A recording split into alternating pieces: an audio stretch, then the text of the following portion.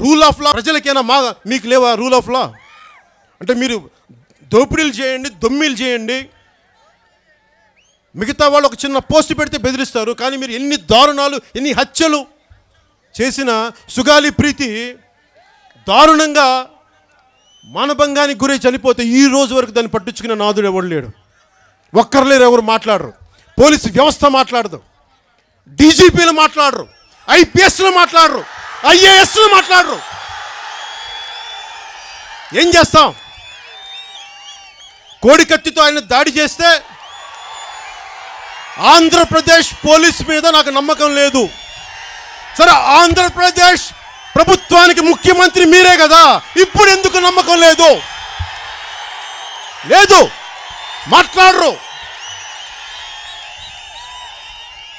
మామూలు చావు కొట్టండి.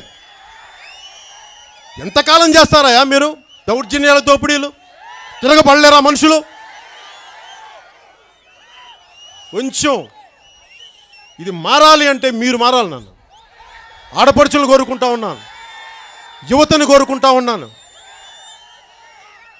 మీరు భయపడే కొద్దీ భయపెడతారు, మీరు భయపడే కొద్దీ భయపెడతారు. మీరు భయపడి లొంగిపోతారా, లేదంటే మీరు ఎదురు తిరుగుతారనేది మీరు ఆలోచించుకోవాలి. మీరు బయటికి వస్తే మీ వెనక నేను ఉంటాను, మీ ముందు నేను ఉంటాను. మీరు భయపడితే నేనేం చేయలేను. మారాలి సమాజం.